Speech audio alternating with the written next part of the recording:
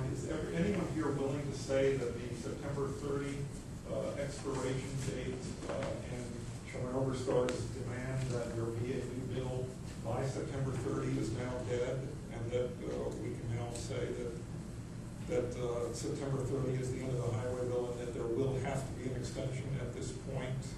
Does anyone want to hold out hope that there will be something other than an extension before September 30?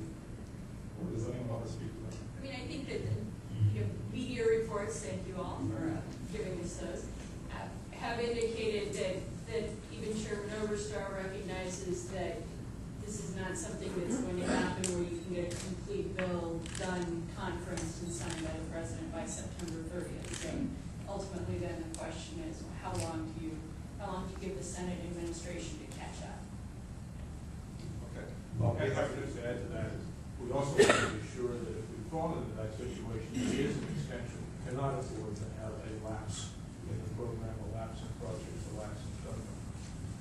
Okay, let me take some questions. When you ask a question, please, there's a microphone around, and I hope it's on, and please introduce yourself and your organization.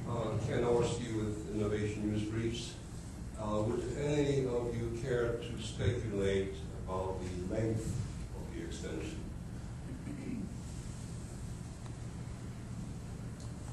Sounds like no.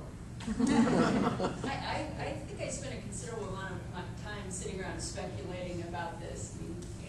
I think what you're going to end up with at the end of the day is House shorter, Senate longer. Answer is somewhere in between, but my understanding is that the House right now is working on exactly what the length of their extension is going to be. This could be an interesting, my watch, could be an interesting week. Questions over here. Angela. Angela Bradley-Keen with Bloomberg News. On the question of the length of the extension, what do you want? You don't want 18 months. Obviously, it's not going to be done in 2 weeks. What do you want? And do you want any changes in the extension or simply a continuation of the current program? Jennifer. I'll start out just to clarify that the Freight Stakeholder Coalition is not taking a position on 18 months, 3 months, 6 months, or any time frame. I think the Chamber of Commerce has made a specific recommendation that it be now rather than 18 months. But just to clarify, I think collectively we're not going to weigh in as to whether it should be what the House wants versus what the administration wants versus what the Senate wants. Jan, do you want to address that? Sure. I mean, I'll clarify. Now, the people who are, by the way, most affected by this are our dealers folks who've got to figure out how to keep things going. So let me just say that in letters to Congress this summer, Chamber and our coalition had said, an extension with a realistic length of getting things done, possibly 6 months or so, is something we thought would actually allow us to deliver on what the goals were, which is keep things going, provide enough certainty that we're not doing what we did in safety, 11 days here and 3 months there, and what have you. And we have communicated to the chairman that he think carefully about setting an extension at a length that allows the bill to actually get done within that period of time. So, Secretary, sure. Just add that we're saying as a little sidebar before we started that the state DOTs are always getting immune to the business of extension. We certainly hope, we would love to have a bill done tomorrow, and so we could see a clear future. But if it isn't, we can't predict what that is. Other than we think the right focus is on making a substantial change, and it's about, if we're going to deal with the subject of freight, let's really do it. Let's do it thoughtfully and comprehensively. We have laid out a whole series of recommendations that we think will finally make sense out of freight movement. The states care a whole lot about that. Every member of the coalition does. And so our focus is really having the focus be on a substantial, comprehensive change with the appropriate level of investment to make sense out of our freight and goods movement system in the United States. I had the pleasure of being part of a group 4 years ago, led by the then Federal Highway Administrator, Mary Peters, over in China.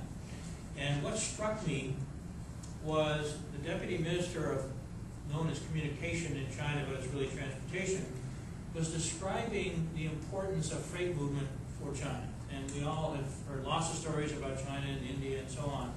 But what was interesting is the deputy minister was talking about the investment that China was making in the deep water port at Pudong Harbor.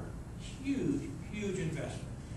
And in China, good China fashion, they were proceeding at almost warp speed. And he showed us a little model, scale model. Then we saw some things actually in the field. But what was important about that was it identified the importance of establishing this deep water port, but then went on to talk about the link to the port, and then talked about the classification system and huge physical infrastructure on shore that was going to feed the system, and then backed up and talked about the rail network and highway network that they were also building in tandem to provide a system. And I think that's part of the picture that I think is important to paint as we think about going forward. You know, we've got an inland waterway system, we got a port system, we got a rail system, we got an aviation system, we got a highway system, and so on. And we often think about the components and not the whole. And I think this is now time to think about that system, because we need to think in terms of a supply line, not just a single node or a single piece. And I think if we do that, we're going to make great progress. Question over here. Sean McNally, Transport Comments. For Secretary Bueller, can you talk about the impact of one longer extension of indeterminate, like whether it's 3, 6, 18 months versus the drips and drabs of a few weeks at a time, a few months at a time? Sure. As I say, we've unfortunately have gotten used to this in the past, and hopefully we won't do that. But if it comes, I can just tell you what Pennsylvania has done. And we are in the process of updating our 4-year transportation improvement program as we speak. And the instructions to the field, if you will, is we don't have any, because we don't have a clear direction for the next 6 years. We simply said, all right, well, go add a couple more years to the program and assume the same level of dollars. So it's, that's what we do. And we hope that we don't reach a situation where we skip a beat, don't have a program, and face the horrible reality of stopping contracts.